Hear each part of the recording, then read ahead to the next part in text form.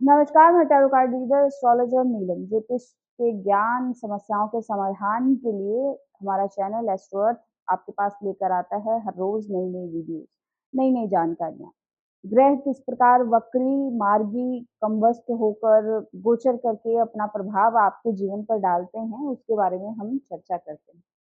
आज जिस ग्रह विशेष की मैं चर्चा करने जा रही हूँ, वह ग्रह 29 जून को वक्री होने जा रहा है। शनि महाराज 29 जून को 139 दिनों के लिए वक्री रहेंगे। वर्तमान स्थिति में शनि महाराज जो है वो एक्वेरियस में गोचर कर रहे हैं। कुंभ राशि में इनका गोचर जो है वो बहुत ज्यादा प्रभाव आपके कार्य क्षेत्र पर डालेगा, ऑफिस में डालेगा। आपके आपके कर्म कैसे रहेंगे, इसके बारे में चर्चा करेंगे हम। 12 राशियों पर क्या प्रभाव रहेगा। ये वक्री स्थिति तब होती है जब जब कोई प्लैनेट जो है अपनी सीधी गति से चलते हुए उल्टा चलने लग जाता है। वक्री स्थिति हमेशा अच्छी नहीं रहती, इसके बहुत सारे दुष्प्रभाव रहते हैं। दुष्प्रभाव शब्द से बिल्कुल भी भयभीत होने की जरूरत नहीं है। देखिए, जब भी जिस बॉडी पार्ट को आपके ध्यान की आवश्यकता होती है, तो वहां पर पीड़ा शुरू हो जाती है। इसका अर्थ ये होता है कि आप अपने शरीर के उस अंग को ध्यान नहीं दे रहे हैं। शनि महाराज ठीक इसी प्रकार काम करते हैं, जब वो वहां उसी पार्ट पर कष्ट देते हैं जहां पर आपका ध्यान जो है वो नहीं जाता, या उसके प्रति कोई कर्म जो है, आपका कोई पेंडिंग कर्म है, वो आपने पूरा नहीं किया है। उसके प्रति आपने जो आपके दायित्व हैं उसको पूरा नहीं किया है। शनि महाराज जब भी वक्री होते हैं तो उस भाव में, उस जगह पर एक एक्स्ट्रा प्रेशर क्रिएट करते हैं, और ये एक्स्ट्रा प्रेशर सिग्निफाई करता है कि अब उस चीज के प्रति आपको ज्यादा मेहनत करनी है ताकि आपको उसके अच्छे परिणाम मिले। और यदि जातक अपने कर्मों को निग्लेक्ट करता है, जो कि उस भाव के प्रति हैं या उस जगह के प्रति हैं, तब आपको कष्ट ज्यादा झेलना पड़ेगा। न्याय के देवता शनि महाराज जो है एक्वेरियस में गोचर कर रहे हैं, और वर्तमान स्थिति में यहाँ पर जब 29 जून को ये वक्री हो जाएंगे तो स्थितियां बहुत ज्यादा देखने योग्य रहेंगी। आपका लाइफ, आपका जीवन बहुत ज्यादा प्रभावित होगा इस टाइम पीरियड में। अब वैसे इस वक्री स्थिति का असर जो है वो आप पहले से ही देखना शुरू आपके जीवन में हो गया होगा। आप लोग सब देखिए, चेक करिए कि आपके कार्य क्षेत्र में कुछ उथल पुथल शुरू हो गई है, आपके ऑफिस में चेंज करने की स्थिति बन रही है, कुलीग्स के साथ कोई समस्या चल रही है, जहाँ आप काम कर रहे हैं वहाँ समस्या चल रही है। राजनीतिक स्तर पर देखिए, आप बहुत ज्यादा उठापटक हो रही है, राजनीति में बहुत सारे चेंजेस आपको देखने को मिलेंगे। शनि महाराज प्रजा का कारक प्रतिनिधित्व करने वाले प्लैनेट हैं। इससे रिलेटेड बहुत सारी चीजें अब इनके रेट्रो होने से पहले ही असर देखने को मिलना शुरू हो गया। अब ये रेट्रो होंगे तो बहुत ज्यादा पब्लिक को बेनिफिट होने वाला है, या पब्लिक को बहुत सारी चीजें झेलनी पड़ेंगी, ये भी जो वक्री स्थिति है ये बताएगी। आप सबके लाइफ में इसके असर कैसे रहेंगे, किस तरीके से आपको वक्री शनि महाराज की स्थिति से बचना है, कैसे कार्य करने हैं, कैसे कर्म करने हैं, इस पर चर्चा करेंगे विशेष रूप से। और 12 राशियों पर कैसा प्रभाव रहेगा, आइए जानते हैं। मेष से लेकर मीन तक शनि महाराज की वक्री स्थिति आपको कहाँ कहाँ दिक्कत दे सकती है। तो आइए अब जानते हैं कर्क राशि वाले जातकों के लिए कैसा रहेगा शनि महाराज का वक्री स्थिति में होना। शनि महाराज कर्क राशि वाले जातकों के लिए अष्टम भाव में गोचर कर रहे हैं। एक्वेरियस साइन जो है वो उनका अष्टम भाव में पड़ रहा है, और अष्टम भाव में वक्री शनि हो जाना, देखिए अपने ही हेडक्वार्टर में यहाँ पर शनि महाराज बैठ जाते हैं। त्रिक भाव जो है उनका आधिपत्य शनि महाराज को माना जाता है प्राचीन ग्रंथों के हिसाब से। छठे, आठवें और 12th हाउस, यानी कि रोग, ऋण, शत्रु, दुख, मृत्यु, इन सबको जो रूल करने वाला प्लैनेट है, या इन सब का जो कारक प्लैनेट है, उसे शनि महाराज कहा जाता है। लेकिन ऐसा नहीं है कि अष्टम भाव में शनि है तो आपकी डेथ दे देगा, या ऐसा बहुत सारे क्वेश्चन लोग करते हैं।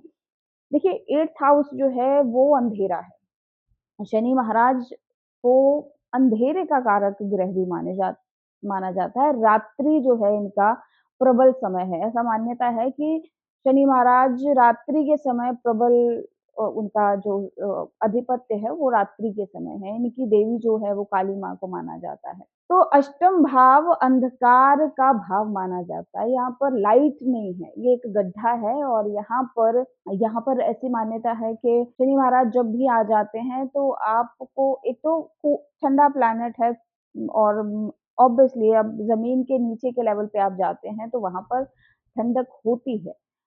यहाँ पर शनि महाराज जो हैं वो कंफर्टेबल पोज़ीशन में हैं, लेकिन आपके जीवन को ज़रूर एक चैलेंजिंग बना देते हैं, संघर्षपूर्ण बना देते हैं। रीज़न इज़ कि 8वाँ भाव जो है वो छुपी हुई शक्तियों का है, अकल्ट का है, आपके अंदर वो छुपी हुई ऊर्जा जिसे आप जानते नहीं हैं, जो अचानक से ही बाय द गॉड ग्रेस सामने आती हैं। तो यहाँ पर मैं शनि महाराज जब बैठते हैं, तो वो आपको बार-बार प्रेशराइज़ करते हैं, बार-बार कंपेल करते हैं कि आप अपने अंदर की छुपी स्ट्रेंथ को बाहर निकालें। इसलिए बार-बार आपकी लाइफ में प्रॉब्लम्स आएँगी, अचानक से समस्याएँ आएँगी, हेल्थ को लेकर समस्या आ सकती है, आपके फैमिली में लड़ाई-झगड़े होंगे, बहुत सारी ऐसी चीज़ें होंगी जिससे कि एक एक प्रेशर जो है वो आपकी पर्सनैलिटी पर, आपकी सोच पर बिल्ड होना शुरू हो जाता है और अष्टम भाव का शनि डेफ़िनेटली कहते हैं ना कि बहुत प्रेशर में आकर ही कोयला जो है वो हीरा बनता है, तो यहाँ पर कुछ ऐसी स्थिति बनाता है शनि जब अष्टम भाव में है। तो यहाँ पर वक्री होकर अब इस प्रेशर को ये और भी ज़्यादा घना कर देंगे। इस टाइम पीरियड में जातक को चाहिए कि आप किसी रिसर्च के क्षेत्र में चले जाएँ। अगर आप जो भी काम कर रहे हैं, किसी भी प्रकार का कारोबार कर रहे हैं, जॉब कर रहे हैं, उसमें नवीनता कैसे लाई जाए, उसमें रिसर्च कैसे की जाए, चीज़ों को में नयापन कैसे लाया जाए, उसे उसे ट्रांसफ़ॉर्म कैसे किया जाए, इसकी अगर आप जानकारी लेना शुरू कर देंगे, तो ये शनि की जो एनर्जी है, वो आपको वक्री होने पर अच्छा रिज़ल्ट देना शुरू हो जाएगी क्योंकि किसी भी चीज़ की रिसर्च इतनी आसान नहीं होती है। उसके लिए आपको मेहनत करनी पड़ती है, पढ़ना पड़ता है, उसके लिए समय देना पड़ता है, एक प्रेशर रहता है और यही काम है शनि महाराज का, आपके ऊपर प्रेशर बिल्ड करना। अगर आप ऑकल्ट में हैं, तो ये टाइम बहुत अच्छा है, आपको बहुत ज़्यादा एनर्जी के साथ, फ़ोर्स के साथ, बहुत ज़्यादा लगाव के साथ, डेडिकेशन के साथ अपनी रिसर्च में जाना चाहिए। और यहाँ पर शनि महाराज जब ट्रांज़िट कर जाएँगे अष्टम भाव से या मार्गी भी हो जाएँगे, तो आपको एक बहुत अच्छा एक कहते हैं खज़ाना निकल के आना, उस तरीके का टाइम आप देखोगे अगर आप अपने फ़ील्ड में मेहनत करते हो, ट्रांसफ़ॉर्मेशन लाते हो। यहाँ पर शनि महाराज दूसरे भाव को देखते हैं, तो कहीं न कहीं धन से जुड़ी स्थिति भी एक चिंता का विषय बन जाती है। आपको सेविंग्स करने में थोड़ी दिक्कत आ सकती है या फिर ऐसा हो सकता है कि आपकी सेविंग्स थोड़ी खर्च ज़्यादा हो, खर्चीला स्वभाव आपका हो जाए ये भी एक फैक्टर देखने को मिलेगा। इसके बाद यहाँ पर शनि बैठकर पंचम भाव को देखते हैं, ऐसे लोगों के लव अफेयर ज़्यादा नहीं चलते हैं। अब इस टाइम पीरियड में आपके पार्टनर के साथ थोड़ी खटपट होना ये स्वाभाविक है। संतान के साथ जो है वो इतनी कंपैटिबिलिटी नहीं रहेगी, एक थोड़ा टेंशन का माहौल रहेगा। लेकिन इतना ज़रूर है कि यहाँ पर आपको इन जगहों पर काम करने की ज़रूरत है। अपने नेचर में चेंज लाना है क्योंकि अष्टम भाव का शनि व्यक्ति को रिजिड बना देता है। आप थोड़ी अपनी चीज़ों को लेकर ज़्यादा अपने आप में छेड़-छाड़ नहीं करते हैं। आप अपने आप को ट्रांसफ़ॉर्म नहीं कर रहे हैं, जो कि आपको करना पड़ेगा। अदरवाइज़ चीज़ें जो है वो परेशानी का कारण बन सकती है। तो अष्टम भाव के शनि को अच्छा करने के लिए जितना ज़्यादा हो सके काले उड़द की दाल बनाकर, आप फूड बनाकर उड़द से रिलेटेड या काले चने से रिलेटेड ऐसी चीज़ें खाने के रूप में डोनेट करें। गरीबों को खाना खिलाएँ, जितना ज़्यादा फूड डोनेशन करेंगे आप उतना अच्छा है।